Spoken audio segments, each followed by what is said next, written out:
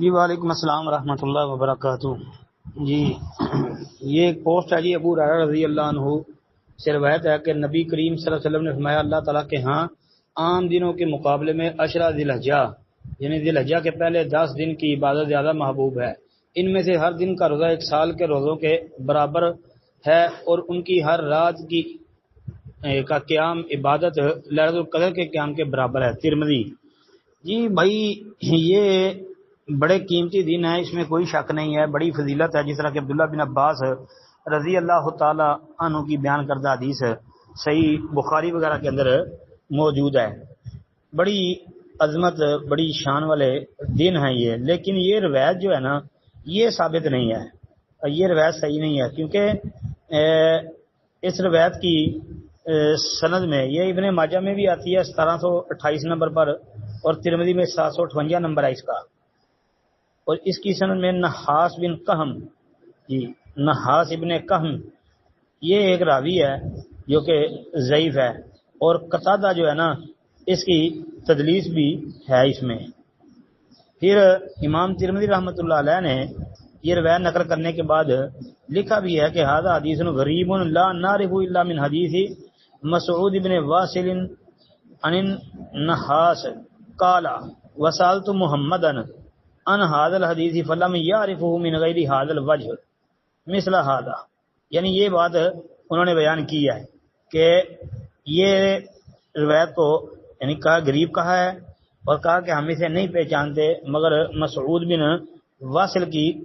روایت سے کہ وہ نحاس سے بیان کرتا ہے، اور ساتھ لکھا ہے کہ میں نے سوال کیا یعنی میں نے پوچھا محمد سے مراد امام بخاری رحمۃ اللہ علیہ محمد بن اسماعیل،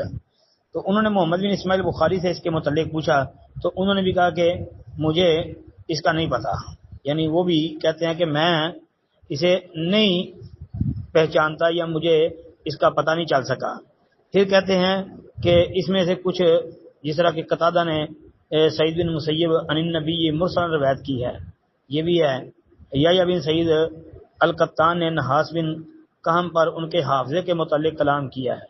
یعنی حافظے کی وجہ سے اس پر جرح کیا امام یا بن سعید القطان نے، مطلب یہ روایت سندن ضعیف ہے، باقی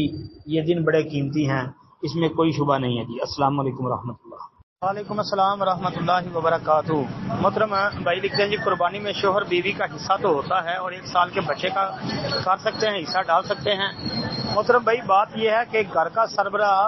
اگر قربانی کرتا ہے، ایک ہی قربانی اگر کرتا ہے یعنی ایک بکرا یا ایک چھترا کرتا ہے قربانی، یا گائے میں اگر ایک حصہ ڈال لیتا ہے تو وہ ایک حصہ جو قربانی کا ہے وہ گھر کے سارے افراد کی طرف سے کافی ہو جائے گا، یعنی سب کی طرف سے قربانی ہو جاتی ہے۔ دلیل اس کی ابو ایوب انصاری رضی اللہ تعالیٰ عنہ والی وہ حدیث ہے کہ نبی کریم صلی اللہ علیہ وسلم کے زمانے میں ہم لوگ ایک بکری قربانی کرتے جو گھر کے سارے افراد کو کفایت کر جاتی جی۔ یہ سنن ترمذی وغیرہ کی حدیث ہے، اس پر میں نے تحریری جواب بھی لکھا تھا جو میں نے اس گروپ کے اندر بھی بھیجا، انشاءاللہ پھر کوشش کرتا ہوں کہ اس گروپ کے اندر اس کو بھی شیئر کر دوں جی۔ تو لہذا گھر کا سربراہ جو قربانی کرتا ہے وہ گھر کے اس کے سارے افراد کی طرف سے ہوتی ہے، یعنی جتنے اس کے فیملی ممبر ہیں سب کو اس کا ثواب اور اجر حاصل ہوگا، اور سب کو چاہیے کہ وہ قربانی کے دنوں میں یہ حجامت وغیرہ کے معاملات میں جو پابندیاں شریعت نے لگائی ہیں ان پر عمل پیرا ہوں۔ السلام علیکم ورحمۃ اللہ۔